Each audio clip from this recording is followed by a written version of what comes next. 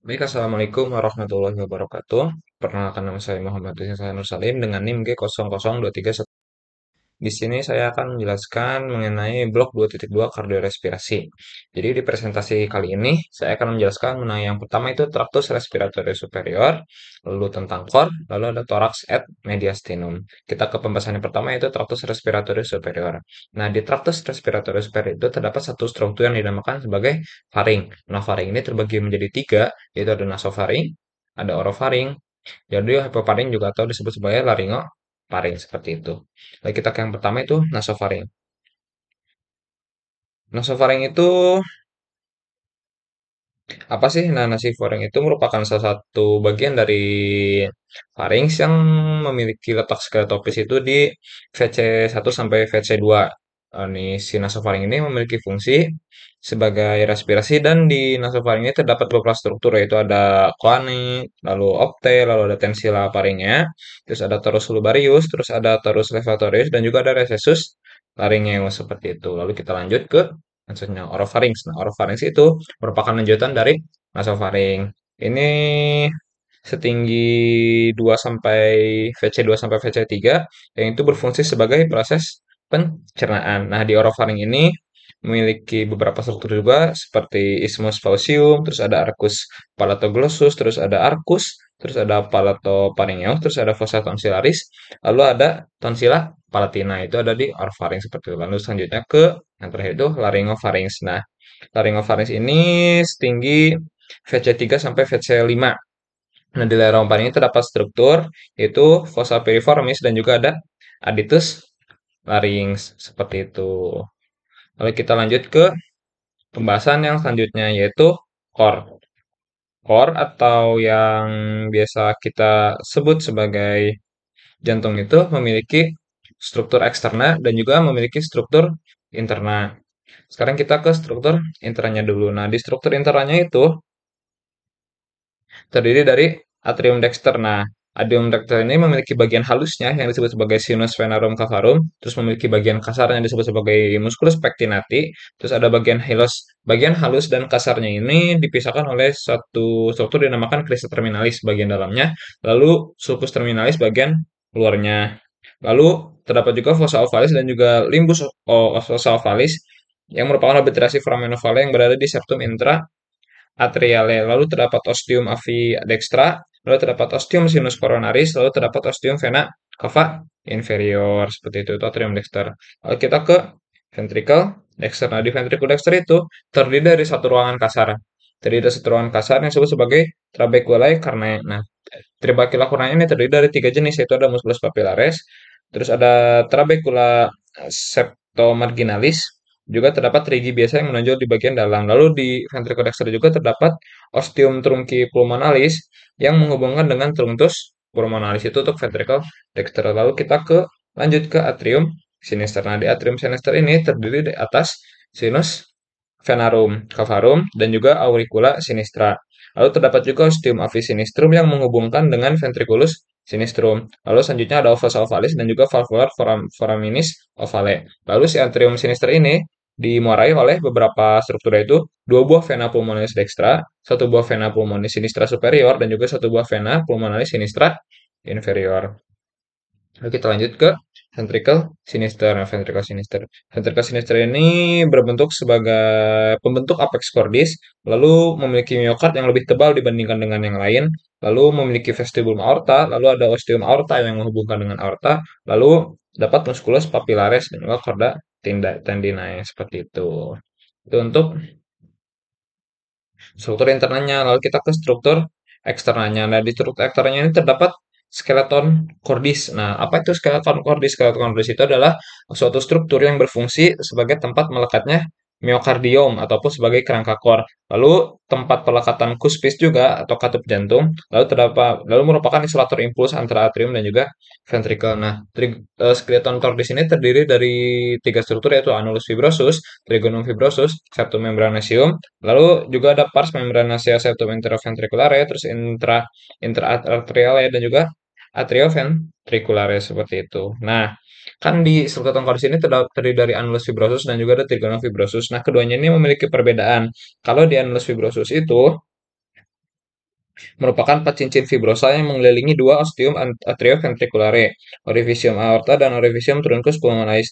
Juga memiliki annulus atrioventriculis dexter, annulus atrioventriculis sinister, lalu terdapat annulus valva aorta, lalu terdapat annulus valva trunci pulmonalis. Lalu untuk trigonum fibrosum itu daerah penebalan jaringan yang menghubungkan antara annulus.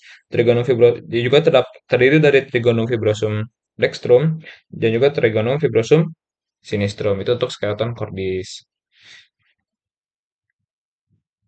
Nah, sebelumnya kita juga mempelajari bagaimana mekanisme dari sebuah jantung itu membuka, kan juga tadi terdapat katup-katup, kan ada katup bicuspid atau tricuspid, atrioventricular yang aorta, lalu terdapat juga yang pulmo seperti itu. Nah, jadi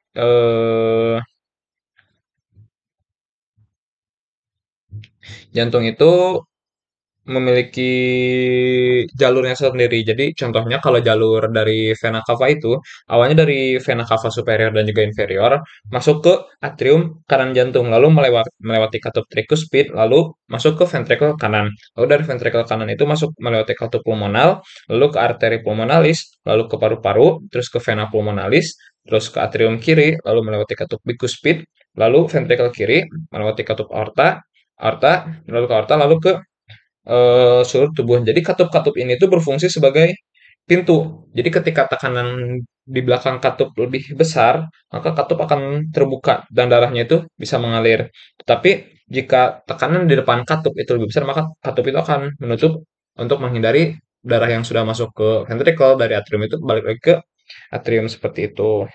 Jadi kalau di katup-katup ini terdapat 4 fase ya bisa dibilang. Ada 5 fase, ada fase left diastole, fase atrial systole, fase isovolumic ventricular contraction, terus ada fase ventricular ejection, lalu ada fase isovolumic ventricular relaxation seperti itu. Jadi ketika tekanan di belakang katup itu lebih besar daripada di depan, maka otomatis katup itu akan terbuka dan katup ini berfungsi sebagai pintu one way yang ketika tekanannya lebih besar di sini atau di depan katup maka otomatis katupnya itu tertutup agar tidak terdapat registrasi seperti itu atau darahnya balik lagi. Lalu kita lanjut ke pembahasan selanjutnya yaitu mediastinum et diafragma seperti itu. Nah, kita ke mediastinum dulu. Jadi di mediastinum itu terdapat dua yaitu ada pars superior dan juga di inferius. Nah, kalau di superius itu eh kita kawal dulu mediastinum. Mediastinumnya apa sih? Mediastinum adalah ruang dalam kavitas torakis di antara kedua kavitas pilaris. Jadi sebuah bidang transversus yang membentang dari angulus sternalis, pertemuan antara manubrium dan corpus termis sampai ke diskus intervertebralis antara VTH 4 sampai VTH 5 yang membagi mediastinum menjadi superior dan juga inferior seperti itu. Nah, kita ke yang superiornya dulu. Nah, superior itu membentang dari apertura superior thorax sampai ke transverse thoracis plan yang terdiri dari timus, trakea, esophagus, arcus aorta dengan 3 cabang besarnya, vena brachiocephalica dextra sinistra, vena intercalis superior sinistra, vena cava superior, nervus vagus, nervus laryngeus recurrens, terus ada nodus phrenici, terus ada ductus thoracigus dan juga nervi kecil-kecil lainnya itu di mediastinum superior. Kita ke yang inferiornya ini. Nah, kalau inferior ini terbagi menjadi 3. Ada mediastinum inferior anterior, mediastinum inferior medial, terus ada mediastinum inferior posterior. Kalau di mediastinum inferior anterior itu letaknya di anterior pericardium, di posterior sternum dan juga musculus nervus thoracis. Lalu isinya itu memiliki sisa timus, node limfatik, lemak, jaringan dan jaringan ikat longgar seperti itu. Lalu ke mediastinum inferior yang media itu letaknya di antara kavitas pleurae dextra et sinistra. Isinya itu core, pericardium, nervus phrenicus, pangkal aorta, arteri dan vena pulmonalis dan juga vena cava, bronki primaris seperti itu. Lalu kalau di mediastinum inferior et posteriornya, kalau itu letaknya di posterior pericardium di antara pleura mediastinalis. Isinya esophagus, aorta thoracica, vena azygos dan hemiazygos, ductus thoracicus, nervus vagus, truncus sympathicus dan juga nervus spanicus itu untuk mediastinum. Sekarang kita ke diafragma. Nah, kalau diafragma ini merupakan pembatas kavitas torakis dan juga kavitas abdominis. Itu ada dua bagian, yaitu ada pars muscularis dan juga ada pars centrum tendineum seperti itu. Kalau di pars muscularis itu terdiri dari tiga pars lagi, ada pars tenalis, yaitu merupakan trigonum sternocostalelare yang dilewati oleh arteri vena epigastrica superior dan vasa limfatica.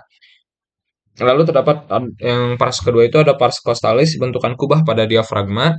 Lalu selanjutnya itu ada pars lumbalis yang merupakan ada dua lagi arcus lumba sacralis medialis dan juga yang merupakan penebalan fascia musculus posterior major. Lalu ada arcus lumbosacralis lateralis yang merupakan penebalan fascia dari musculus quadratus.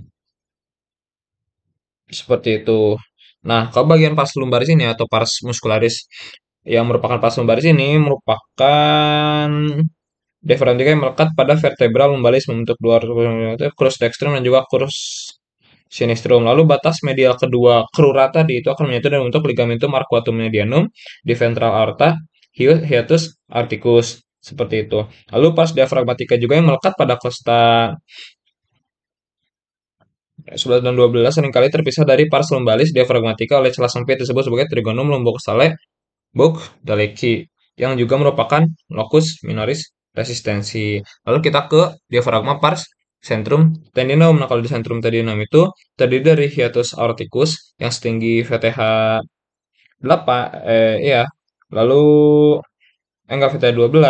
Lalu yang dilalui adalah aorta, ductus thoracicus, vena zygos, dan juga hemiazygos. Sedangkan yang kedua itu ada hiatus esophagus tinggi VT 10 yang dilalui oleh esophagus, nervus vagi, ramus esophageal artery gastrica sinistra, lalu terdapat foramen vena cava morgagni yang setinggi sebagai VT 8 yang dilalui oleh vena cava inferior, nervus phrenius dexter, dan juga vasa limfatica. Lalu terdapat juga trigonum sternocostale yang dilalui oleh arteri vena epigastrica superior dan vasa limfatica gitu. Sekian dari saya. Assalamualaikum warahmatullahi wabarakatuh.